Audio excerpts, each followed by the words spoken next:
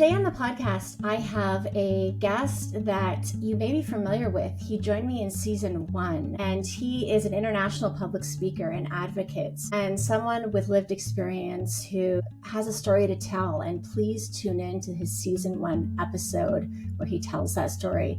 I'd like to welcome international public speaker and advocate Guy Felicella to the podcast. Thanks for taking the time, Guy.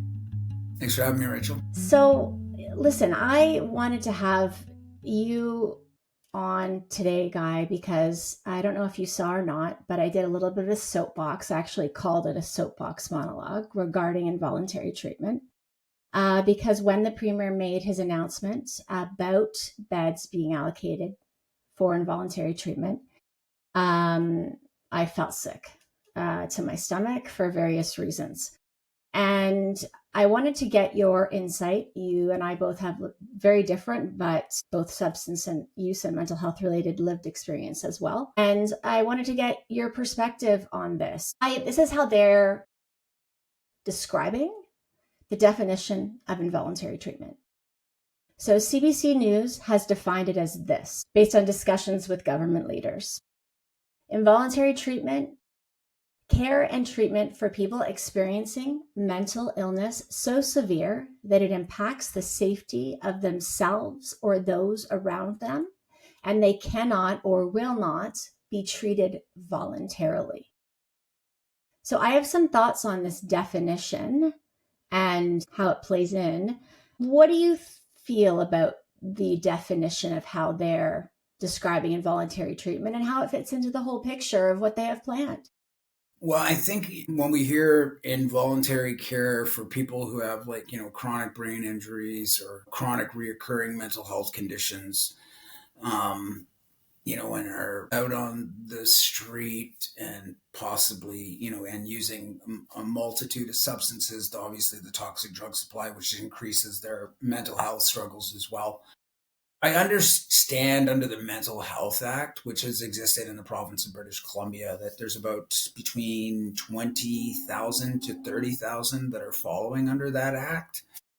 And for some people, I do understand that they would need the proper support. It would all depend for me on the service that's being provided. Is it a welcoming environment? Is it a place where people have access to go outside and function and do things. And there's a lot of structure for them as well. As myself, when I was in a mental institution for 30 days. Honestly, for me, when I was there, I could have walked out the door any time, but it was actually a very good spot for me at that time. But I also went there voluntarily. I didn't go there involuntary. And I think I understand, because there is some people that I saw an individual on Granville Street and they were sleeping. They had, lice in their hair.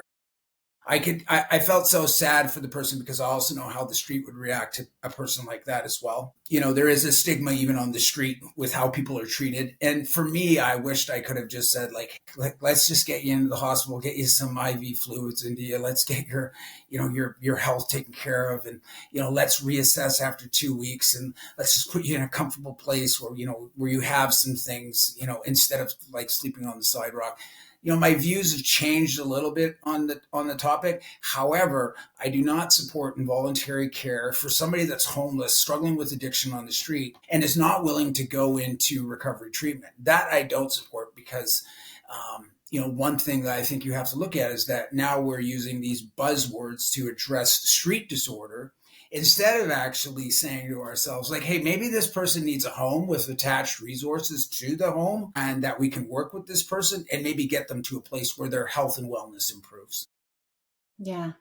No, I think that makes sense. And, some are not aware of what's, I believe, a 72-hour hold. So there are, steps in place where if someone is a harm to themselves or another, steps can be taken in which they are taken to hospital and held for mental health care for, I believe it's 72 hours, depending on the situation. But it seems as though, especially because these beds are located in jails, so they're located in facilities that imply criminal activity, that, I see the big T word. I see traumatizing someone when I'm thinking of someone being brought into, like you say, an environment that I don't see as welcoming as a jail. They are jails at this point. And I'm wondering what you think about, the majority of people, and I know it's a blanket statement, but I think it's, a fair one, have experienced traumas if they are out on the streets in this way, re-traumatizing via involuntary treatment.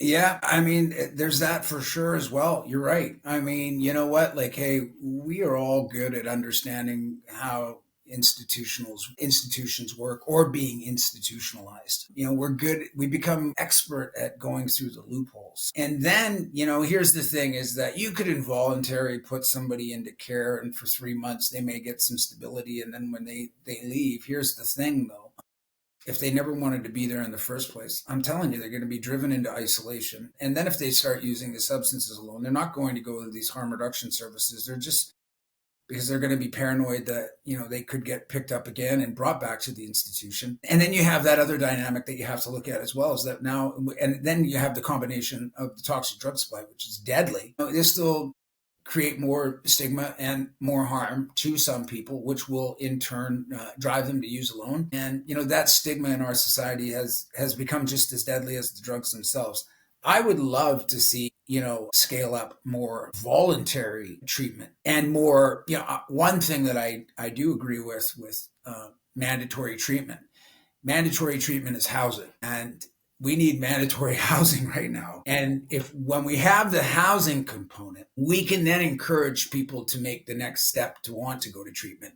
And then also for them to know is that they'll have their housing when they've completed treatment. I think without a home, I mean, you can't really overcome anything. And here's another thing is that the majority of people that go through treatment, or whether you go through prison, once you finish treatment, if you didn't have a home or you finish your prison stay, usually, you're dropped off at a bus stop with a welfare check from prison. That happens. From treatment, they'll basically say like, hey, you can live in this, maybe this sober living housing, part of the treatment facility for an X amount of time. But after that, if you still don't have housing after you've completed that, then you're back at a shelter. It's really defeating. So, you really have to look at what happens after treatment. And that's one of the things that we often are not talking about. Everybody's just, these buzzwords are very easy to say. When I hear politicians actually describe, we need more mandatory treatment for people, it really puts this out to the public. It's like, oh, that's how they're gonna clean up the streets with that.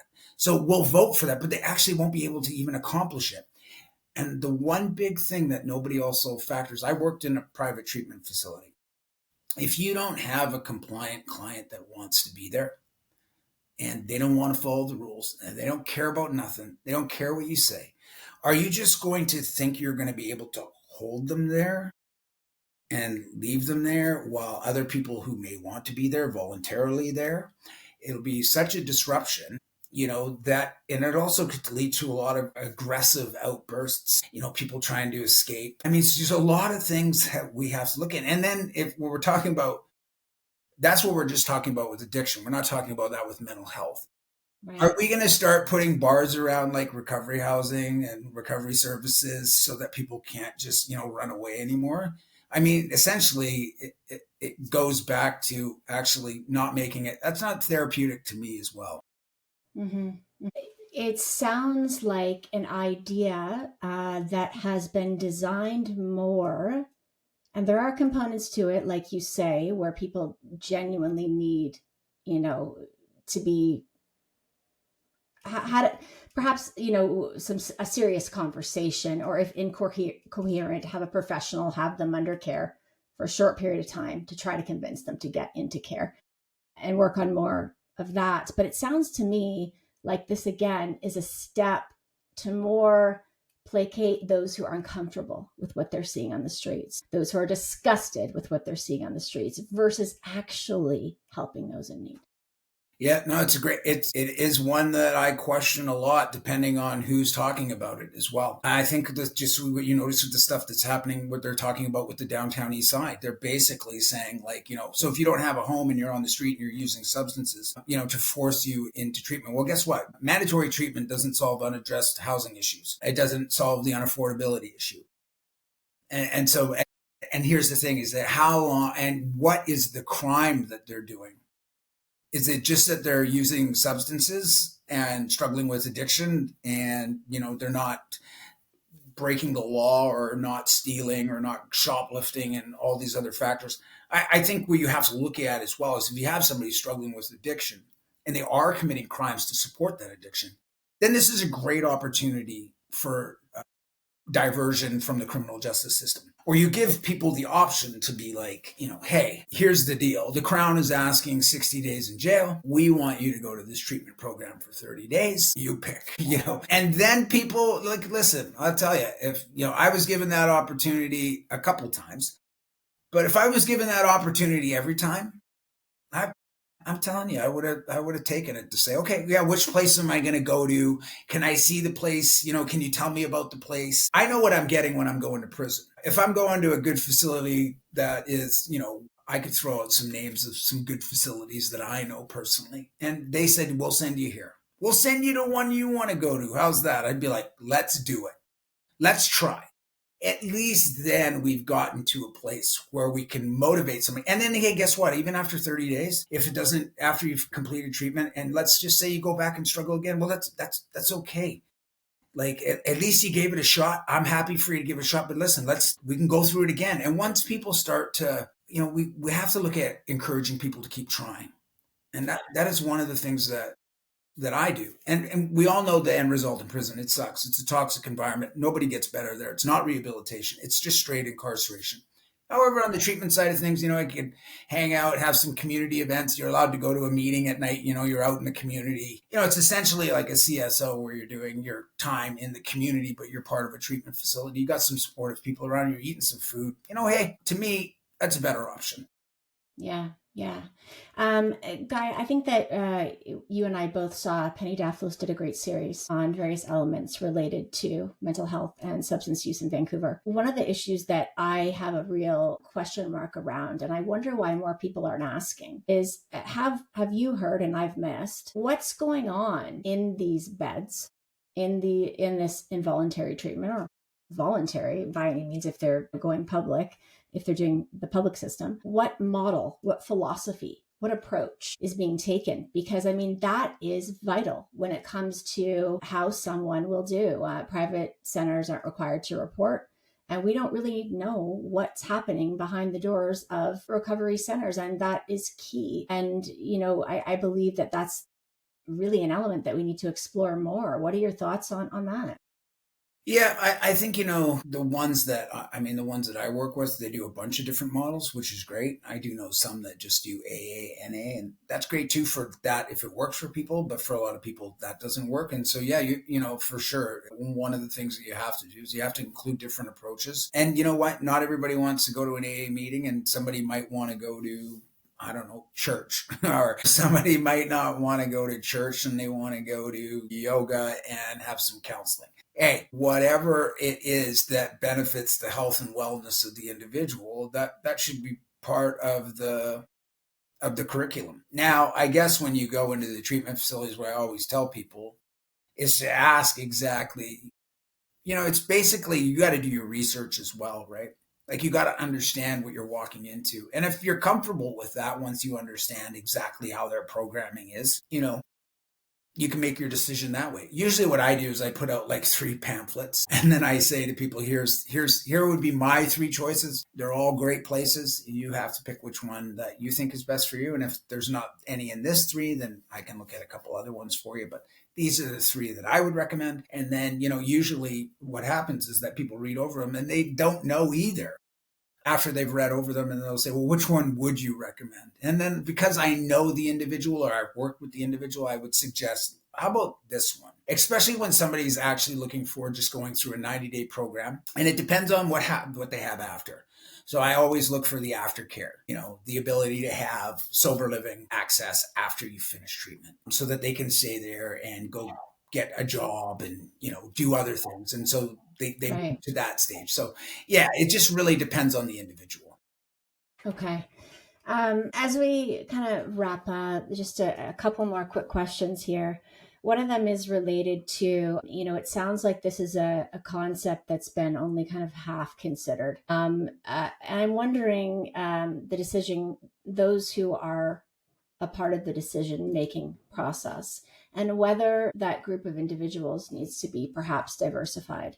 And by that, I mean, political leaders are clearly elected for a reason. They have talents, they have skills, they have abilities, they have knowledge, but they likely do not have the specialty of perhaps someone like yourself. And I'm wondering, my thinking is that there absolutely must be someone like yourself sitting in on these types of conversations before these extremely, I mean, this is a significant announcement being made for British Columbians around involuntary treatment and the steps being taken around harm reduction or the lack of. Someone like you being involved and being at the table to actually show the realities of what this entails and how someone feels, some of the things you've been describing. Because when you don't know, you don't know. And that makes it really hard to do it right.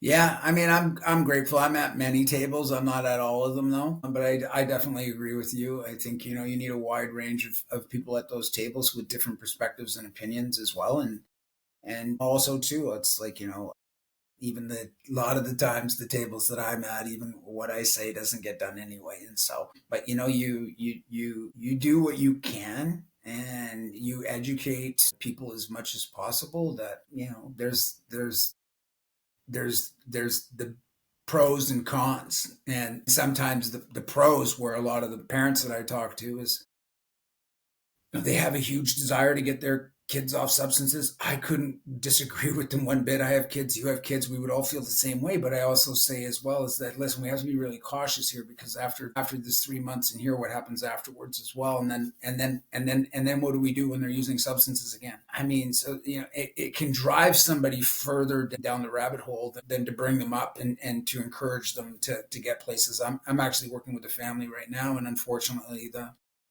the family member is not willing to do anything, but the family is not willing to give up. And so, they've got some boundaries set. So we've established boundaries in the household. And so, as long as those boundaries are kept, and that the ability to have an open door, open conversations, and the possibility as well is that the family member knows that if they do need anything, that we're there to support them. And so I think those things are important to have as well, that we may not agree. We're not condoning what people are doing, Mm-hmm. but we're also looking at, like, how do we work with them while we know we don't agree with how they're living, but how do we work with them to get them to a better place in life where they can make that decision, or contemplate even making that decision to be like, okay, one of the things that I'll just say really quickly is that I've described it to people as this: is when they tell me that they're not doing well, but they don't want help. I said, okay, so you've admitted you're not doing well, which is a good first step. That's some awareness.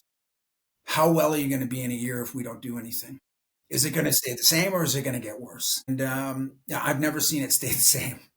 And so I said, listen, I'm not telling you today, but listen, if this doesn't continue to progress, I'm not telling you also to get off drugs for the rest of your life. This is a big mistake for a lot of people. I'm just telling you to try to get off drugs for one day.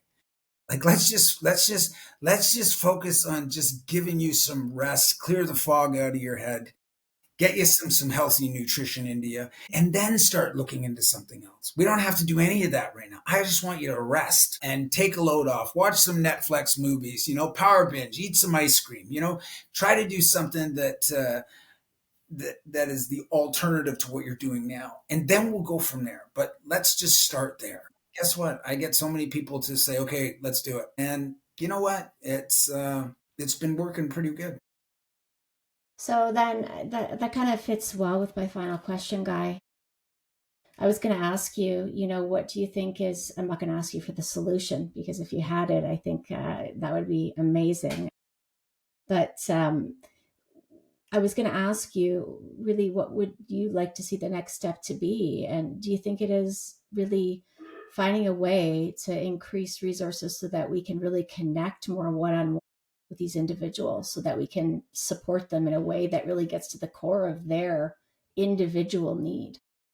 Yeah, I look at worldwide stuff. I don't just look at North America or Canada and Finland, Norway. The Norwegian countries are doing it significantly well. Andrew Boozerary just had a pilot project. If you look him up in Toronto, where people had access to housing, and it really it's been phenomenal. It's really changed their lives. One of the things that I think you have to look at is that we're not just talking. It's not housing first or housing only. It's housing with the proper resources to meet the individual's needs. And I think we can do a heck of a lot better job in British Columbia to make sure those needs are met, where it is access to addictions counseling and mental health counseling, and access to services and programs outside of the housing thing. People, you just can't expect to have somebody, get a home and just they stay in their room and do nothing. That's just isolation. We have to provide things, and we can't expect some people. Yes, they can make it to these programs, but some people are going to need some help. And I would show up and say, "Hey, let's go to your program and let's go hang out and have a coffee. It's only an hour, and you get a free meal or whatever it is, right?" But those are the differences that you can make to encourage people to continue to push forward. Our challenges right now is that you have people that are trying to access services 10 times a day and they can't get it. And then eventually they just feel defeated and stop asking for help. We can do better. Humanity, I think that, in my heart of hearts, a lot of this, I think, comes back to just remembering our humanity. And I think a lot of people have lost that due to seeing some of the things they've seen. Do I like my kids seeing needles in the park? Absolutely not. It scares me. I need to have serious conversations with them. But at the end of the day, a sense that we need to go back to heart and head and make sure that they're both connected in the solution. So thank you, Guy. I really appreciate your expertise, and hopefully the province will, really kind of get some advice from a variety of diverse places and come up with some solutions that will actually help these individuals who truly deserve help that will work and that will be effective. Thanks, Rachel. Thanks for your time today, Guy. I appreciate it so much. And if you do have that solution, I'm here anytime. I'd love to hear it, because you have some amazing ideas, but it's a matter of bringing them together into some collective way, because there's just so many people struggling, and I know that you hate to see it. I hate to see it. So thank you for your time. Always. Thanks, Rachel. Have a great day. Talk soon. Bye-bye.